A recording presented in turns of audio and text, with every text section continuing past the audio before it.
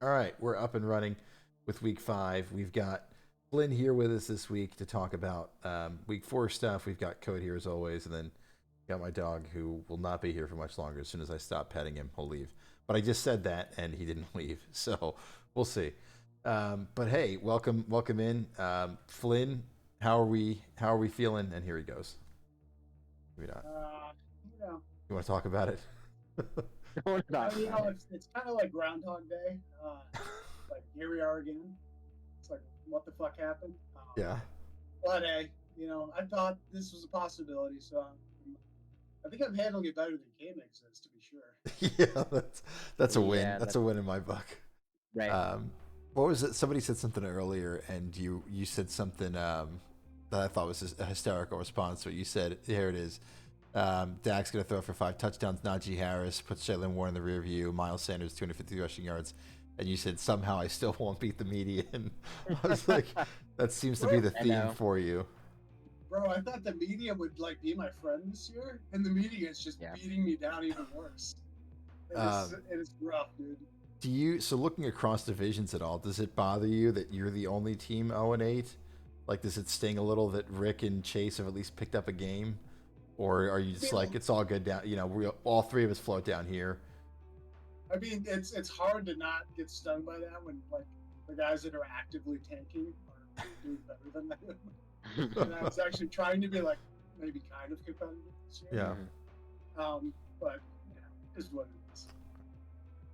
Yeah, Cam Hunt's prediction of everybody in that division makes the playoffs. I thought was a really good bold prediction. Um, there's still time, but it's it seems a Yeah. little. Oh, it doesn't help that you have the He most was points. smart enough to walk that. Yeah, it doesn't help that you have the most points against you. Um, so there's No. that. But yeah, points for are okay. Um, third worst, but that's okay.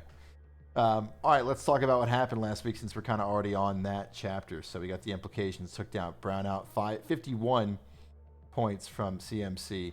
The Inaugurals picked up the win over the Liquidators. Anthony Richardson looked great back in his game.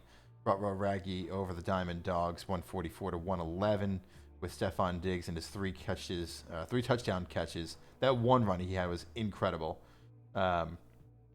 If you guys didn't see it. And then 167 to 151. Webster Tigers look for an upset, just come short with Lamar. 2 touchdown passes, throwing 2 touchdown rushes. And then finally, Justin Fields looks like a quarterback that's supposed to be on the field. To somebody else's point, it was the Broncos defense, so we'll see. They still ended up losing, though, in the end. Didn't they? Didn't the Broncos end up winning? It doesn't even matter. Or Yeah, they came back. yeah, so 187 to 109 there over you, Flynn. And then Dan Flash is 140 to 88. So Dan coming back down to earth a bit there. Still over the median, though, led by Derrick Henry back, coming to what we consider down to earth for him at 29.38 points.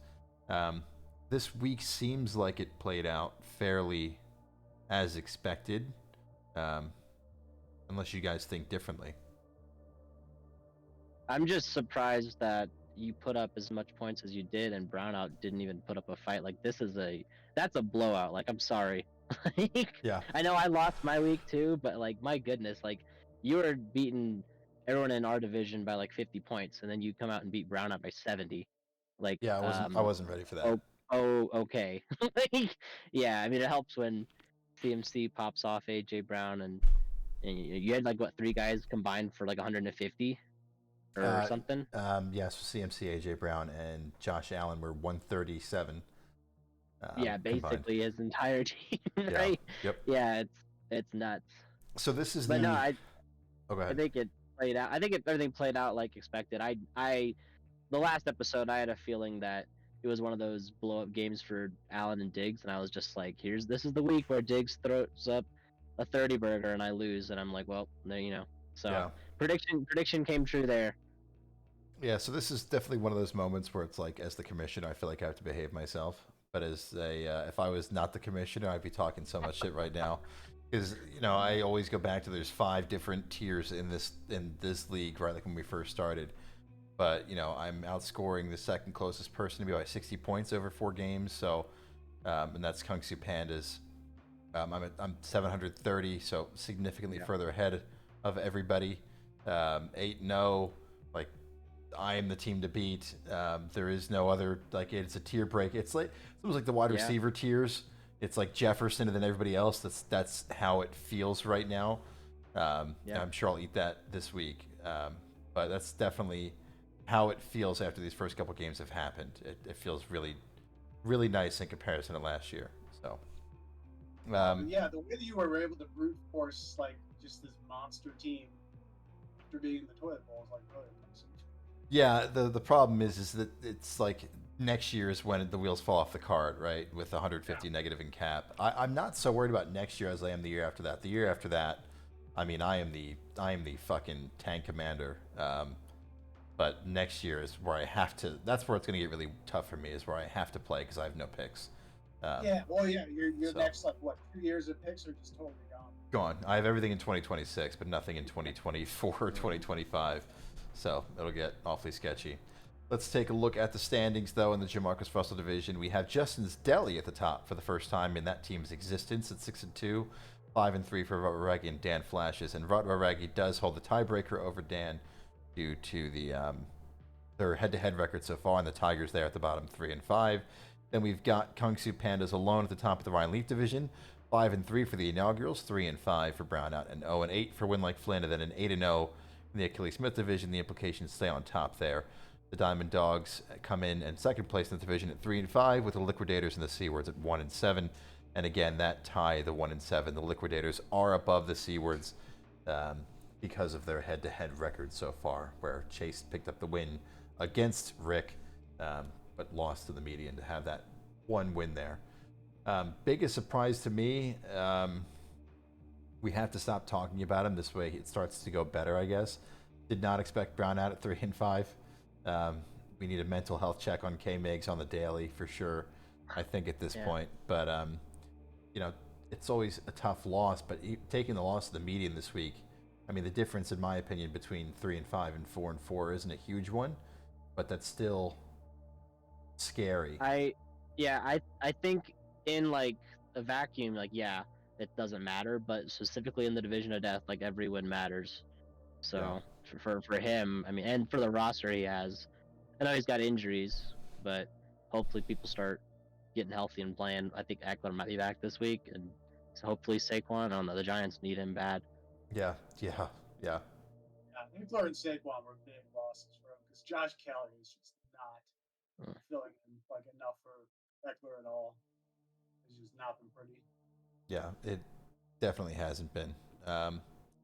So we'll have to see how it goes between them. And then when we look towards this coming week, here are our games. The matchup of the week, we got the Kung Fu Pandas against Justin's Deli.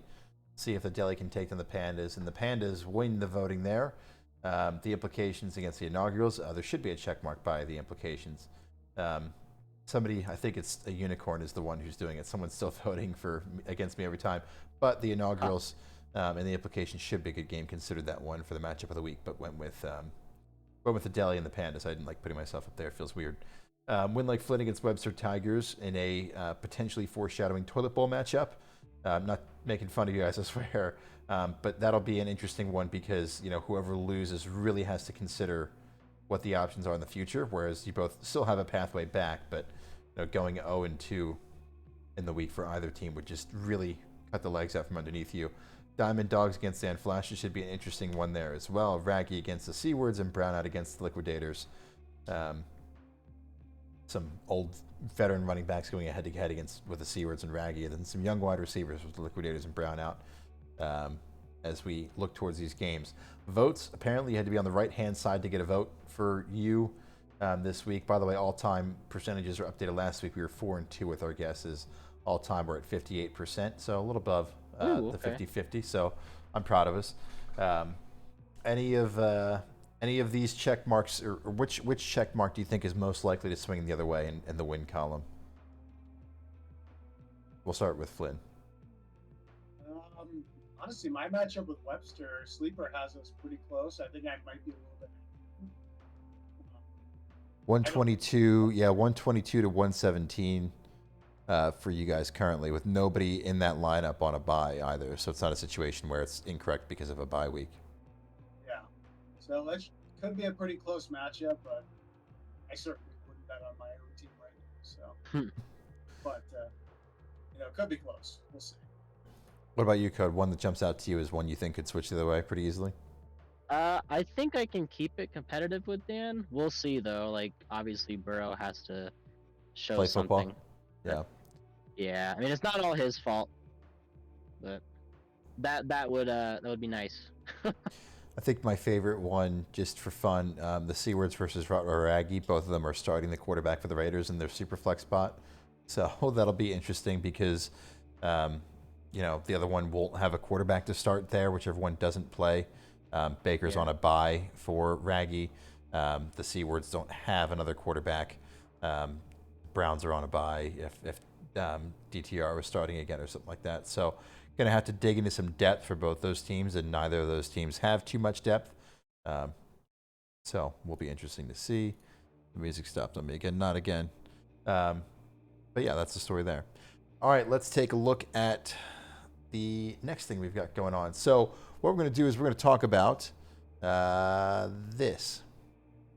Where are we going? What am I doing here? What's the sleeper thing just sucks in general. So we're going to go team by team and talk about what we would have done differently, or what did I say? If I was in charge, or whatever fancy phrase I used. Yeah, what we would do now. So, like I said, we're just going to kind of go team by team and talk about if we had taken over that team today, or if in the off season, or something along those lines. What would we have done differently with managing that team to success? And so we're going to start at the top. So I can't remember if I talked about this last time or not. In my head, I know the order of the teams in terms of like the spreadsheet, because that's how it was drafted. So that's how I have everything memorized in my head. So if we go in like a weird order, it's because of where my brain and how my brain works with this league. So realignment in a few years is going to be fun. But the first team we're going to start with is Dan Flash's.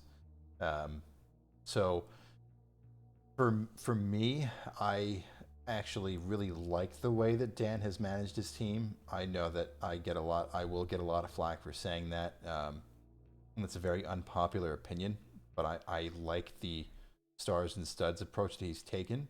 One of the only teams to put up 200 plus points this year. So I like that. I like the trade that he did with Amari Cooper and Keenan Allen. They're both on a bye this week, so it's going to be interesting, especially with how the voting went. And to your point, Code, you probably can keep up with him due to that this week, but we'll see. If I'm Dan, I am going to be significantly more active on the waiver wire.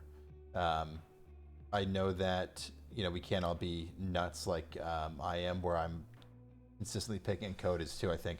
Consistently picking up and dropping players and doing things and doing this and doing that. But I think that Dan needs to be more active on the waiver wire to try to get those depth pieces, maybe those plug and play 1 week starters, especially around this time when buys are starting, to give his team a better chance. I don't know if that's the right way to say it, but this is where it starts to get tough, is especially with the way his roster's built.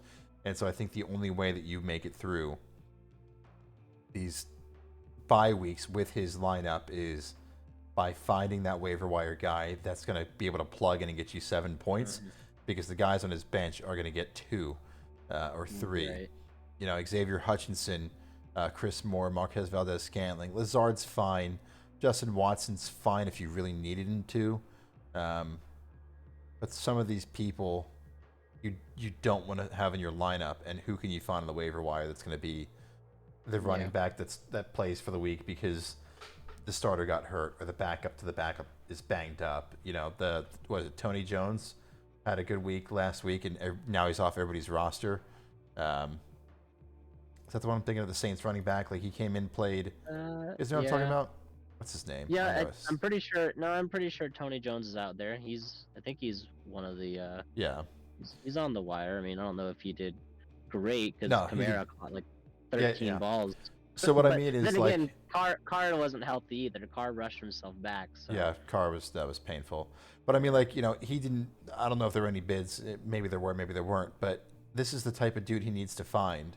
Like 15.5 points in week 2, 9.2 points in week 3, and then he's gone, and then he's off your team in week 4, and that's totally fine. But you got 2 weeks worth of stuff out of him. Dan, with his roster construction, needs to be looking for players like this on the waiver wire. That's what I would do differently if I was in charge of Dan Flashes. So we'll start it off with that. Flynn, you're next, if I'm not mistaken. I can't remember the order. Yeah, I am. All right, Got, Webster Tigers. Webster's Tigers, yeah. Let's talk about him. So I think he already knows what he needs to do. He's been blowing up the chat with talking about his quarterbacks. He needs to get another quarterback, maybe an upgraded his QB2. He's got Trevor Lawrence, who's been a little bit up and down. I think he'll be good over the stretch. But he should add another guy. I was talking with him a little bit earlier today. I think he says Sam Howell's is ride or die. I think that's a pretty risky strategy right now. Yeah. So, I think he should make a move, maybe grab another guy, even just for insurance purposes, if nothing else. What's Howell on contract wise? I can't remember. I'm pulling it up right now. He's on like talk. a two-year cheap one. He's like $7.13 something next year. Howell, yeah, $7 this year, $13 next year. I mean, that's a great contract for a QB3. Like a hell of a contract for a QB3 if it got to that point, I mean, I'd argue that he's the QB2 just because you cannot start Mac Jones with the way the Patriots offense is looking. Well, yeah, So, and that's the crux of my argument is Mac Jones is fading. I do still worry about Howell that he could just be 1 or 2 bad games away from being benched for Jacoby Brissett. Yeah. I don't know. He's the long-term option there. He could very well be. And he's been actually pretty good to start the season. But, if he wants to try to, make a run for the playoffs, it's good to have contingency moves. And he's got draft capital. He's got a lot of good young players. He can make a move. Yeah. Let's take a look. So I don't know how often you guys use this contracts tab or anything like that, but just for funsies, let's break this down a little more and say who should he go target. So I'm going to go target. I'm just going to break it down to only quarterbacks with 1 year left on their deal and see if there's anybody that makes sense to go after. Raggy seems like he's pushing in, so you can't go after them. Justin Stelly, now that he's in top of the division, I don't think makes a move. I don't think Brownout's going to move Tua. Is Geno available? Brock Purdy is the biggest guy I think that guys should be looking for, everybody who wants a quarterback. Purdy, yeah, you're completely right. Purdy and Tannehill, I think Purdy's got to be the right one there, right? So has he reached out to the liquidators to see if he can go get Purdy? Because really, for starting quarterbacks, it's 1, 2. You don't move Kirk, right? If you're the inaugurals, there's no way you're moving Kirk Cousins. Not anymore. You need a very productive guy to replace him because he doesn't have any depth behind Kirk and Richardson. It's Kirk Richardson, yeah, and he just sent Burrow. There's no way Kirk's going anywhere, so he's off the market. None of these are the guys who are starting. God forbid. I think you add more problems to the pile if you go after Zach Wilson. Desperation. Yeah, there's no way Tua goes anywhere. Brown needs to hold him. I don't think Fields goes anywhere. I don't think these two go anywhere. What other quarterbacks does Punxsutawney Pandas have? They've got Lamar. Is it Lamar and Geno? Is that it? He's got Huntley. Young. Yeah, Young too. Yeah, but he's not going to move Young. Young's going to sit there and develop, right? No, I mean maybe Allen was just fucking around. He was literally saying somebody come get Justin Fields for me. Yeah, but do you think he does that after the 35, 39 point drop? I don't think there's any way. Maybe the best time to sell him. Yeah. Is Fields' value going to get any higher? I mean, it could, but it could also just plummet. Right. Yeah. I think you start knocking on doors. I think it's a really good point. I mean, Geno's on a expensive deal, 1 for 57. I don't know if the Pandas would let him go since they have Bryce Young and Zach Wilson as their 2 and 3. I don't think I would let him go, but I think you would let Zach Wilson go for a decent deal. But I think you add more fuel to the fire. But I think you're right. I think Purdy's got to be a target, and I think that Morgan should knock on that door 100%. And this is why Chase is doing shit so well. It was so smart. Is he signed Purdy and he's just holding on to him, waiting for somebody to need a quarterback, and he can just sell him. What do you sell him for? If you're Chase and you know the team's desperate, it's hard because fucking Chase already has like half the first round picks. He does. Yeah. He has half the draft. Yeah. Next year. 4 first-round picks, 5 second-round picks, Yeah. 4 third-round picks. Morgan has a first. Chase also is one of the ones that sticks around and values like the late round flyers. So at the very end of the veteran draft last year, it was Rick Chase and Cam Hoon were around, like really taking shots on these random people I'd never even heard of. So maybe, God forbid, if Morgan moves a fourth, with a first, maybe that's an option there. Still has his picks next year. I mean, he's got options. That's an interesting call out, and I agree with you, Flynn. I think going and getting a quarterback would be. It is so nice to not have to think about 2 different positions on my team. So, just to kind of put it that way. Yourself. I know. I know. Don't push the luck. Yeah. Knock on wood. All right, we're good. All right, let's move on to team number 3. Code, we're going to you. Let's talk about Rutro Raggy. Let's see what's your opinion on what Zoink Soup's doing with his team. So, I think he's done a pretty good job considering. I mean, he lucked out on Swift because nobody thought Swift was gonna do anything, and then all of a sudden, boom, he's like a consistent RB1, and he got him for pretty cheap because he took on the contract. I think, cutting Lance was really smart. And then now he's got all this cap room to play with, but he doesn't have a whole lot of draft capital. And I think something that I probably would have done differently had I been him was to not use up all that draft capital for trades. But then again, he's 5-3. He's pushing the chips in this year, but it's another like quarterback problem. I mean, Kenny Pickett hurt his knee, Jimmy G's concussed, Baker's getting the job done. But I mean, he's starting to get some injuries, and Josh Reynolds probably not going to produce very well with Jameson Williams, now coming into the fold for the Lions. So he needs to make a move, but I don't know what unless he like digs deeper into like 2025 picks. Like it's really like if you're either going to continue to burn more draft capital to try to get players to produce now, or you split like a big asset like Diggs. Or even Higgins. So where it gets tough for me with this is he did the same kind of maneuver that I did, but I feel like when you put his lineup next to mine, it doesn't look anywhere close.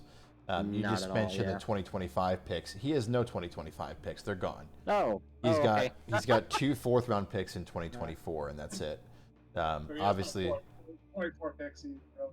Yeah, so he has no 24 picks, no 25 picks. Does have all the 26. But I think it's insane for anybody to sell a 2026 pick this far out. The good news for him is he could logically. He has $902 in cap room, only 2 people or 0 people on the roster in 2026. So a lot of teams have half of that cap room. So you look at the inaugurals, have 4 people on their team and $363 in cap room, and that's not a lot. The Seawards have 3 people on their team and $193 in cap room, not a lot. I have 2 and 353. So there are a lot of teams who have a dent in their roster in 26, whereas he has a fresh start in 2026, which is nice. So you could trade those picks in theory, but do you really want to trade picks, 3 years out? I think that's a lot. It's risky, but I mean, he finds himself in that, like, I would argue he's probably a playoff team now, but there's still a lot of the season left to get through. And it's like, even if he makes the playoffs and like maybe he wins one game, does he beat the inaugurals? Does he beat the implications? Does he beat Brownout? It's like, obviously it's any given week, but it's still a tough ask when you look at the lineups comparatively. Yeah. And I again, think Coates hit on our good guy to trade would be Higgins. Burrow's hurt right now. Higgins just got hurt. Like, Higgins is more value to a team who's maybe rebuilding right now than I think he is to run through. So he could probably get good starters back for Higgins. So, 3-year deal too, yeah. Yeah, it's not expensive. 71, 97, 141. I mean, that is expensive, but when you look at some of these other deals, it isn't insane, right? 141 Yeah. 3 years from now in comparison to maybe DeAndre 125 now, or some of these other wide receivers. If we filter this, God, I love this thing. If we look at some of the other wide receivers on a multi-year deal, Higgins is more expensive, but he's not Cooper Cup. God, Waddle's in such a hell of a deal. He's not Jamar Chase, where it just escalates like crazy. He's not a Debo, where it escalates like crazy. He's not a Mike Evans, where it escalates like crazy. He's on a pretty middle of the road deal, so that's pretty solid. Not a scary contract. Roster is kind of skewing old right now, so I would think just if you're going to want to compete this year, just lean into that and try to trade some of your younger guys for vets and see if you can Right. make up things. Yeah, it'll be interesting, especially like you said, if he can split Higgins into two total players, that'll be nice for sure. But quarterback, definitely a question mark there. All right, moving on to Justin's Deli. Really like what Justin's Deli has done with the roster construction. That 1-2 punch. I know that Charbonnet getting drafted for Seattle was a little scary, but I still think Brian Robinson and Kenneth Walker are I haven't looked at the other running back rosters in our league off the top of my head, but a really, really solid 1-2 punch, especially because they're both around for years, if I'm not mistaken. Ken Walker's got a 4-year deal. 4-year rookie deal. Brian Robinson's on a 5-year rookie deal. He's got Bijan. That's what I mean. Yeah, do I keep saying Brian? Sorry, it's my own head. Yeah. That like the two of them are on good, cheap, young deals. Exactly what you want to see from guys like that. His wide receiver core is not bad. Tyler Boyd's going to have more value here. As for what I would do, I'm so biased with this though, so this isn't fair. I mean, I'll give you a hint. He only has 3 running backs on the roster, and if you're contending, that's a recipe for disaster. Yeah. I think you've also got to move your picks, right? You've got a 24 first and second. Kind of jump on that bandwagon maybe, and push. I think that the bench doesn't have the depth that would be nice. You look at, other than Terrace Marshall, who I don't know the last time this guy scored 14 points in his life. 0 0 0 0 0 3.2 4.50, and then Stroud. Yeah, Stroud's a hit. That's awesome, but the rest of the bench is lacking. Yeah. It makes me wonder, do you move those picks or do you move one of your other quarterbacks? Do you actually try to move Fields? I don't think you move Herbert. Herbert's one of those ones you hold on to forever, right? No, He's expensive. You move Fields, and you preferably move him this because Fields is, he's maybe his best game of his career. Yeah. Yeah. I think it literally was. But we don't know. Chicago's a fucking mess. Yeah. We don't even know where Fields is going to be playing next year. It's all signs are pointing to Caleb Williams is going to be Chicago's next quarterback. Yeah. They have the first and second pick of the draft right now. Fields, by the way, week 9 against Miami, 51 points. Week 10 against Detroit, 46 points. Yeah. This was his third best game of the career after going down. Like, he's definitely got talent, and he could win you fantasy games. But yeah, like the long-term outlook, I don't know. I mean, and I think he realizes that too. But then again, his name's Justin, and the team name is Justin's Deli. So you have to. Well, I know Stroud's not going anywhere, right? Because he's a Texans fan. So and Stroud's been amazing too. Yeah. You don't. He's like the best quarterback. Well, maybe not. But he's up there, and he looks consistent, right? Like, he also isn't taking hits or getting hurt. Like, he's being the pure quarterback, and putting up points. There's no way you move someone on that good of a deal without like minimum 2 firsts plus, I would say, especially with how our contracts work. For me, Stroud would be untouchable right now. He's really good. Yeah. Yeah. With the way the contracts are so cheap for rookies, it would not make sense to part with Stroud for like you gotta like not like I guess you can't have him at the same exact tier as Herbert, but it's like why would you trade away Justin Herbert? Why would you trade away Stroud? Like, those are your building blocks for the future. Would you try to get a haul for Herbert? So he's $204 next year. Justin's -60 in cap. Could you sell Herbert to another team that needs a quarterback? And Like, do you sell him to the Tigers for a haul?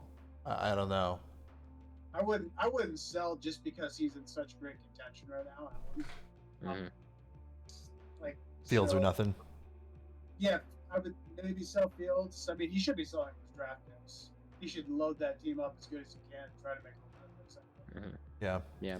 Trade deadline will get interesting for sure, especially with we're not able to carry over 1-year players anymore. Will be really, really interesting to see how that Right. goes. All right, moving on down the line to brownouts. So getting to your division here, Flynn, as we reach the 30-minute mark. So we'll try to wrap these 8 teams up in a minute and a half or so each. So it's going to be Yeah, interesting, but we'll grind these out. But let's start with brownout and K-Migs. So the theme of this one is kind of shitter get off the pot. Like he has such a great combo of like win now and future players. I think he either needs to embrace the future or he needs to sell off some of that future and try to rally this team and get to the playoffs again. I'd look at moving Garrett Wilson specifically because his value is going to be so limited this year with Rodgers being out. And maybe even like a guy like Jahan Dotson, maybe even a Quentin Johnston. He's got so many good young receivers, and he could kind of parlay that into just stacking his team. What do you think of the lineup decision? Oh, go ahead. Sorry.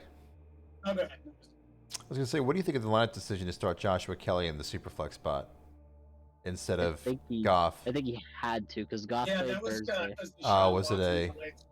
Okay, okay. Good, my fault. I was just wondering if he was overthinking himself there, a bit. Do you? Yeah, another reason why Thursday night games was fucking shitty. Yeah. Do you see the light at the end of the tunnel? Right. So the first round of division games is over. In addition, probably an advantage of some sort to play against the implications first game out. Right. So all of the hard games are behind you, save for Justin's Deli, I would argue. Right. Do you think he should panic at 3-5, or is he like, cool, I'm basically 4-4 after playing the hardest 4 games I'm going to play this year? I don't think he should panic. He's doing fine. He's had 2 really bad injuries with Eckler and Saquon. Yeah. Just 2 huge bell cow running backs. A-Shane's looking really good, but he only came on the last 2 weeks. Mm-hmm. So he can kind of lean on that going forward. But like we're in a full-blown arms race for the top of this league right now. Yeah. You, Hangsu Pandas, Inaugurals, K-Migs, Justin's Deli, a lot of these teams. So teams have to think about getting stronger before somebody else does. Yeah. So that's why I think he should be looking at maybe offloading some of this young talent and just getting, some more star players so he can keep up with the rest of the guys. I have a philosophical question I'm going to ask at the very end.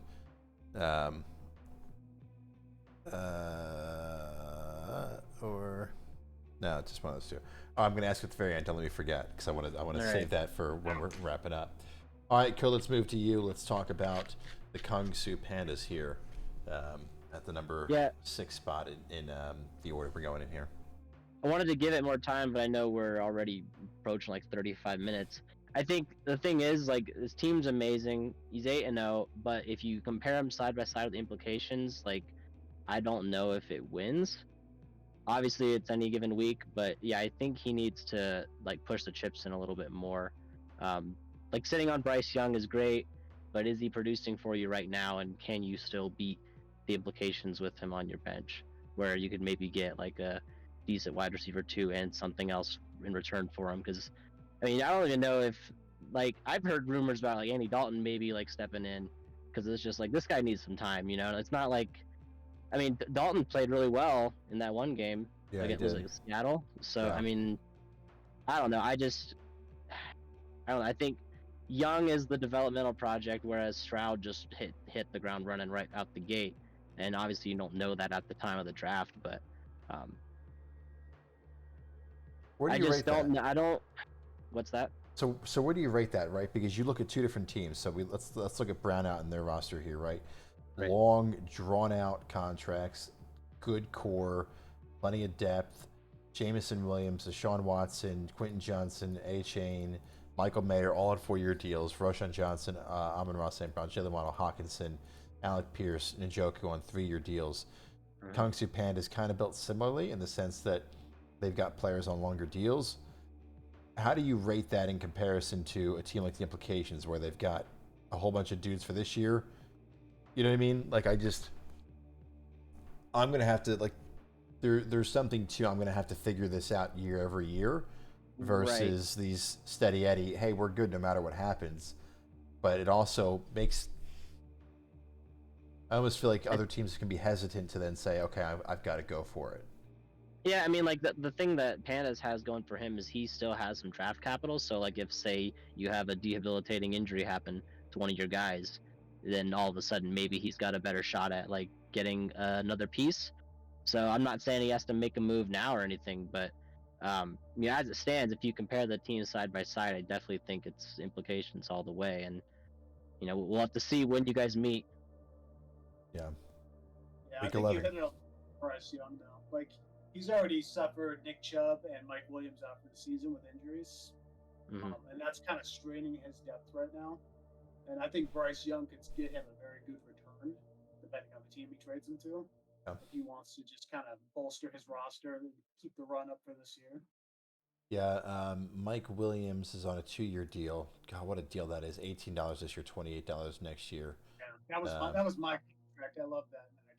Yeah, that's a good deal. And then Chubb is on a 2-year deal, from what I remember, 72 and 99. So he still has both of them under contract. They could be good pieces to move as well, just as a hey, give me a slightly down tier, but somebody I can plug into my flex spot to win a game. But hopefully, no more injuries happen. Moving on to the inaugurals, give up. Next, I'm kidding. So the inaugurals, so I got them next in our lineup, and it's so funny how differing me and Cam Hunn's philosophies are with how we build our teams. Right? You look at his wide receivers: Justin Jefferson, Jamar Chase, Chris Olave, Devonta Adams. He just has those stacked wide receiver cores. Versus the stacked quarterbacks like I like to think are more important, but now he's got Richardson. So something I do better is see how I can upgrade tight end. He's a tight end fiend like I am, where we have 5 or 6 on the roster, but you have Dalton Kincaid as your starting tight end right now, and Hunter Henry kind of, but you can't trust the Patriots offense for anything. Part of me just wonders, can you do something to go get a tight end that you can plug and play every week that's going to do it? Whether that's somebody like, I don't know what his stats are. Higbee, how's Higbee been looking? Like a cheap guy like that. Yeah, Higbee's a good option. How's Because Higbee look so his far? target share is 11, consistent. 12, yeah. Oh, he's got a thumb injury. Maybe not anymore. Yeah. But something like that, I wonder if he should just go ahead and just get a very small upgrade, some tight end on a 1-year deal that's cheap, that'll only cost you a 2nd-round pick or something, just to bolster him. Whenever I've gotten nervous thinking about the inaugurals roster and looking at it, I always think to myself, Kelsey's going to put up 20 points. His tight end's going to put up 7. I'm okay. And my quarterbacks will his wide receivers and my quarterbacks will cancel each other. Running backs are going to cancel each other. The tight end, I think that I would go get somebody else there if you can get one. Go talk to the Diamond Dogs for Kittle, someone that has the potential to put up good points. Ertz on the Liquidators, for 26 or for 2. Yeah. I think that's what I look at. Look at Evan Ingram from Raggy. Do you do it as part of a deal?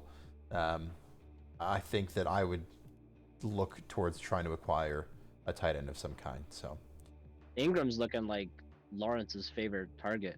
Yeah, he has been for sure. Good. Yeah, the only other thing I'd say for inaugurals is he does not have another starting QB right now beyond Kirk and Richardson, and that is playing with fire. I think Brock Purdy's don't grow on trees. He got very fortunate last year to grab him late in the season. Yeah, that's a good point. I'm in that same boat though, so I didn't even think about that. Yeah. But you're definitely right. I mean, he's got Dalton there in case things happen. Any quarterback stash anywhere? No, he doesn't even have like a stash hiding anywhere either. It really is just Andy Dalton. It's if it works out, it's great. But we've already seen Richardson go out with a concussion. So hopefully he stays healthy for the stretch. Mm-hmm. Cousin tends to stay healthy too, so hopefully that doesn't even become a question. Fortunately, Yeah. So, All right, let's move on to Win Like Flynn. This will get a little awkward code. Let's go ahead and start it up and keep it moving. What should Flynn do? I don't know. I kind of think you got to stand pat. Like it's really weird because I mean you understand the reality of your situation, but it's like there's no point for you to like sell any of your draft capital to try to acquire pieces because you already got some young pieces under good contracts. So it's like I mean you could try to sell some guys, but like I don't really know if anybody's buying right now because like we talked about before we even started the show, like it doesn't seem like anybody's willing to budge with any of their pieces. So I think maybe like stand pat now, but like in the future, like definitely look for sell windows. Um, I don't really know what I would do differently. Like if I was in his shoes, I think I'd be managing his team exactly the same as he has been. I don't know what you think, Blind, but Yeah, I mean, I I mean, agree. there's not really anything you can do when you're going up against the Pandas and the Never Inauguras, know. and they keep, you know. Yeah, I wonder if you just need to be the guy to jump on an opportunity. So let's take a look at your roster and look at your 1 year deal guys. You know, Ayuk's on such a good deal. So I would already be thinking about in my head, already be thinking about your resigns. I'm not saying you're not. So I'm saying what you should do differently, but now I'm just thinking out loud. Already be thinking about your resigns, who you're not going to resign, and look for that sell window.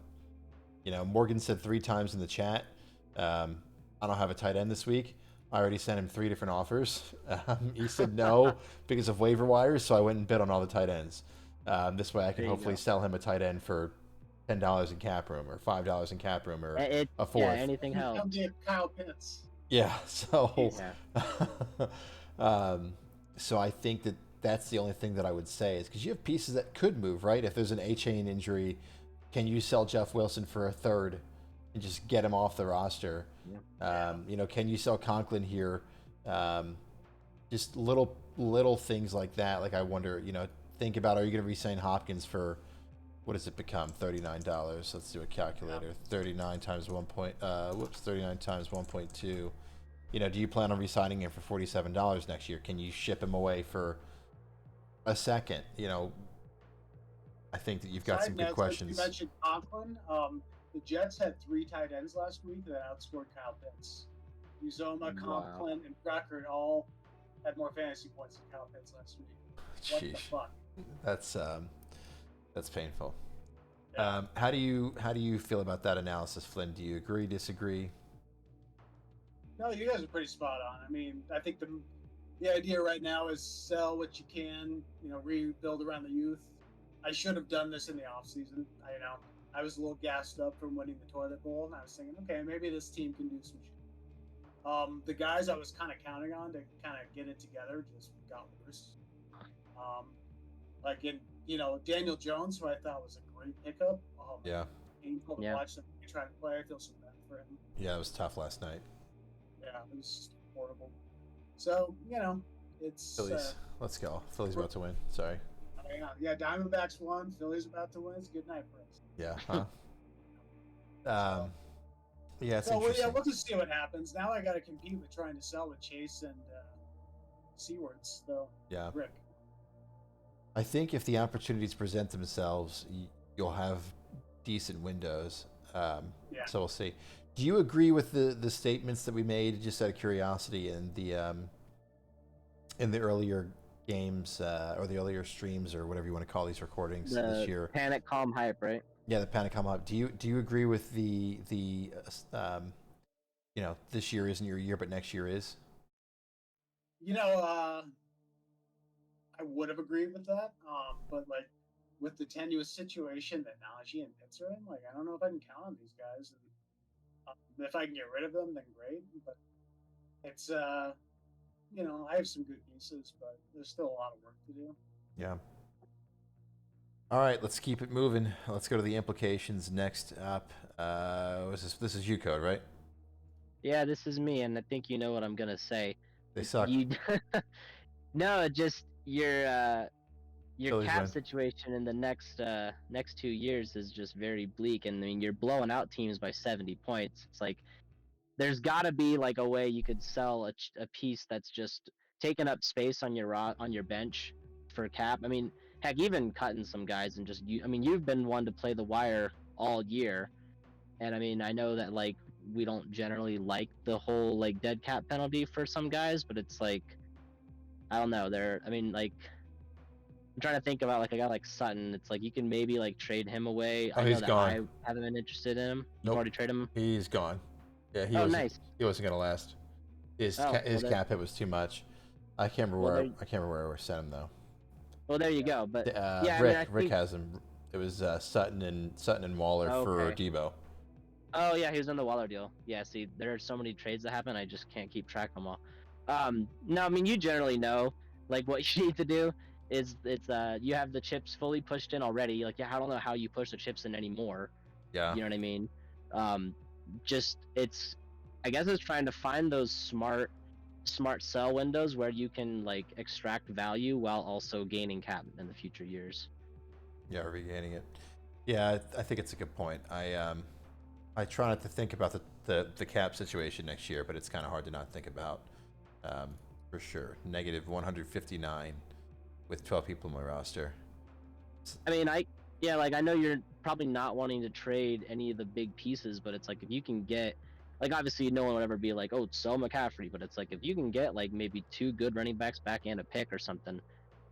Yeah. I don't know, just something to keep in mind. Flynn, what do you think? Yeah. Do you agree with that assessment? Yeah, I mean, honestly, you have very big cap hits of like 4 players. You get rid of one of those 4, and your cap situation is a lot better next year. Right. I mean, Yeah. obviously, you need to, your roster is going to be very thin beyond that. But it's manageable. We have the ability for teams to trade cap dollars back in return. So you could also bolster your cap that way. You've been very creative so far. Yeah. This whole season. So I can believe that you'll be creative going forward. Rick's been taking out, or he's been saying he'll take loans. Yeah. Yeah. $197 in extra cap space this year I have currently. Next year I only have an extra 70, so not very much. But yeah, I started taking out loans as quickly as I could. So I thought that was going to have value, and I think I bet right. So I'm happy I did. All right, let's keep it moving. Diamond Dogs, it's me. Code, what would I do differently with your team? Thinking about it more and more. Yeah, thinking about it more and more. I like the Burrow move. So I really am a fan of that one. Sell Dobbs for whatever you can.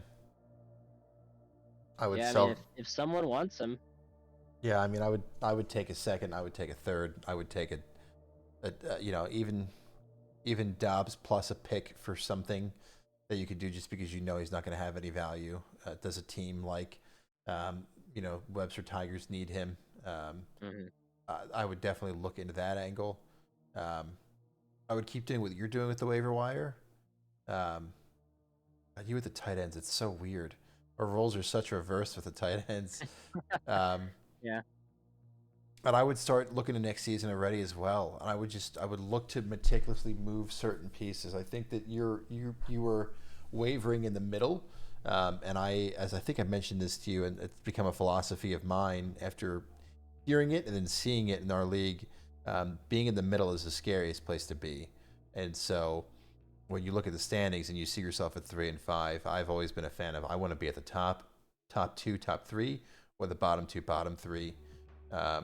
And so I think that you've made moves to move intelligently, but I think you've really got to push one way or the other way. You don't want to get in the extra pick bracket, I don't think. Or you want to push for the 6 seed because it's any given Sunday, right? I mean, we saw that with your team last year, for sure. But I think you've got to figure out which way you're going for sure, and then how you're going to get there. And I would look into some of those 1-year pieces or those 2-year pieces that don't think you'll have much value next year, the Kittle, the Dobbs, and figure out how you want to move them. You mentioned Lockett, and I'll pay for it. Cam Akers, can you send him away after he has a good game, and you'll pay for it. Zeke was RB1, can you pay for it? Dylan looks like absolute shit, no one's going to buy him.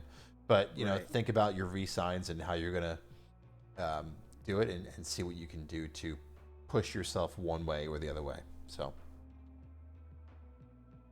All right, let's. I got a super hot take that if you're competing this year, you might want to consider flipping Burrow.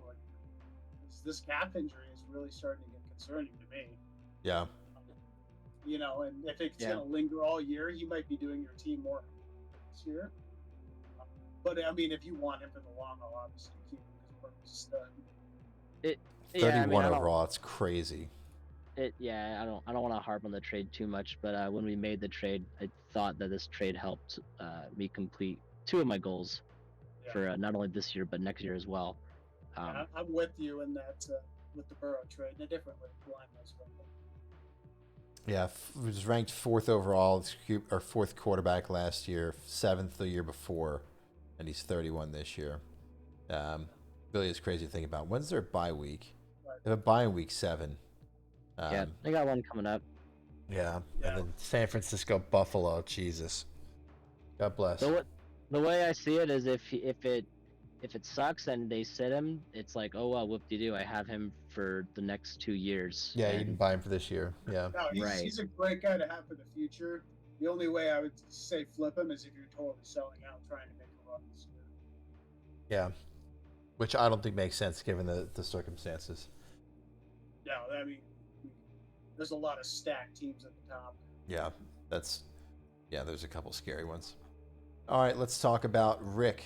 Flynn, this is you. What would you do differently if you were in charge of the C words? And I swear to God, we're going to make this under an hour if I have to end the stream early. We're at 51 minutes, so. Oh, let's go. The only thing I would do differently, and this is a very hindsight move, going all the way back to May 17th of this year. Jesus Christ, he's got the dates. Yeah, well, this is all I know because I was looking at the transaction log. Okay, yeah. Rick traded Nico Collins to Morgan. Do you know what he got back for that? Oh, no. Absolutely nothing. Oh no. I think it was a salary dump. And Nico Collins is fucking blowing up this year. Yeah. He's looking like an absolute stud. So, guys, Wow. correct me if I'm wrong. I tried to go back to the group chat log, and I spent 10 minutes scrolling, and I got back about 14 days. Yeah, Like, sounds about right. I was fucking active to try to go back that far. I do know a way to do it. I think at the time, I think I remember them saying, like, you know, yeah, I don't not getting anything back for this. I just want to get rid of the salary. And that's just blown up in his face. I would have done the same things. I wasn't a big Nico believer going into the season, but he's proven a lot of people wrong. It was May 14th, you said? Wow, yeah. That's 14th, 17th, something like that. And it was just, total one-sided trade. That's the and wrong I one. think it was just to shed some salary. May 17th, May 17th, May 17th. Was he even in the league at that point? Or was that? Yeah, it was him. Yeah, Okay, it was a salary dump. I can't see what it was, though. That's interesting. If I go to the spreadsheet, though, I bet you I can. And I may be totally off base on this. I'm about 3 beers deep, so bear with me if I'm getting a little weird. No, why is this... I don't see it anywhere. I wonder... There's no way we would have... There's no way he just handed him the player. Did I miss... Oh boy. Or did he just give him the contract? Yeah, May 17th. Yeah, there's nothing. I think he just gave him the contract. Yeah. Like said, hey, just take him. Thanks. Yeah, and you know, because Nico Collins is a guy that's had hype and he has not lived up to it until this year. And shit, that's such a brutal trade in hindsight. Yeah, that's tough. But otherwise, like Rick's been doing awesome. Like he's, you know, he collected some good pieces that he could move at the deadline. You know, he's kind of just waiting back and just waiting for people to come to him, I think. Or he might be trying to wheel the deal back with him. I don't know. But, you know, he's set up to really make some moves at the deadline and really bolster his picks going into, you know, the draft. Yeah, I agree. I think Mooney and Jones are good candidates to move for sure. Stafford could be a decent one to move. Yeah, whose team was that? Was it Cade's team or was it Booty's team? This was Booty's team. Okay, yeah, Booty was like Mr. Fuck them picks. Yeah, he just kind of left him with not a lot to work with. Rick's been doing pretty good. So, you know, just stick to the plan is my advice. Keep doing what he's doing. Rick's a smart dude. We've all seen that. He knows what. Very much so. All right, we're at the 5-minute warning code. Liquidators, let's talk about them. All right, I'm gonna keep it short and sweet because I think I've been like preaching this all season. Like, his name is the Liquidators. He has the entire freaking draft for next year, though. Like, I mean, you saw what I was able to get. Granted, I traded away Justin Jefferson, who's the best dynasty asset in the game right now. But Disagreed. Mahomes. it's like Continue. if okay, just I mean, I could totally. I know that he wants to keep his picks, but it's like I could totally see him like throwing a couple firsts in someone's face and getting a great player back to build around. Because right now you don't have anybody other than Brock Purdy, and it's like if you want to build around Brock Purdy and then just a bunch of rookies that you have no idea are going to pan in or out, it's like that. That works. All power to you. And I mean, I've been an advocate for the rookie contracts because they are so cheap. But at the same time, they're still rookies. Nobody knew Stroud was going to do what he was going to do. Nobody. I mean, and people thought Bryce Young was going to be the QB to own. So I mean, there is risk taking those rookies. I just feel like he could easily flip a couple of those picks and get a solid player like to centerpiece his roster around for the future. Because right now, I'm just not seeing it with the players he's got. And to bank all of it on the rookies is kind of a risky bet in my opinion. Yeah, and then I'm living proof that you can buy your way from shit to a good team with a couple picks too.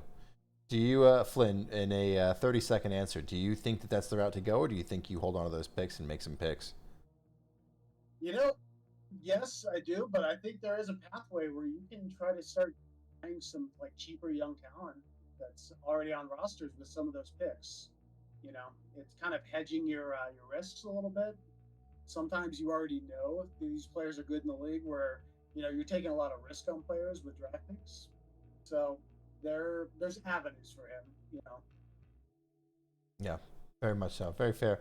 Ultimately, I really like what Chase has done. I don't think he could have done much better with coming in, spending the money, doing the things, and doing what he's doing. I think it's as good of a job as you could do, for sure. All right, let's move on to our last two things. My last thing, and then we'll do the philosophical question. If the season ended today, this is what our brackets would look like. We'd have the Kung-Su Pandas in the implication with a bye in the first round. We'd have Dan Flash's Rutro Raggy Brownout and Justin Stelly make it into the playoff bracket. The inaugural's barely missing that, by the way, just based off points for. Head-to-head record has more precedence than points for. But they haven't played yet, so it was based off points for. But if the inaugurals pick up the win over Raggy or Dan, then it would change. Raggy holds the win record over Dan, so if Dan beats the inaugurals beat Raggy, it gets really fuzzy. But we're not there yet. But if it ended today, this is what we'd see. It'd be the inaugurals and the Diamond Dogs in the extra pick bracket. We then have the C words, Win Like Flynn, Webster Tigers, and Liquidators in the toilet bowl bracket. And that's what we're looking at. We'll update this every week and start showing this as well. I felt like it was a little too early to show a week in the season. By the way, I've been scrolling since you said that thing, and I'm only a month old, so I'm committed to trying to go all the way back. I wish we had a search option for the chat. But, it'd be nice. All right, the league is so active, man. It's crazy. Yeah, it's the worst problem in the world. All right, the philosophical question. You each have a minute on your platform. Code, we'll start with you. Do you try to sell your shit now, or do you try to sell and buy shit now, or do you try to sell and buy shit at the trade deadline?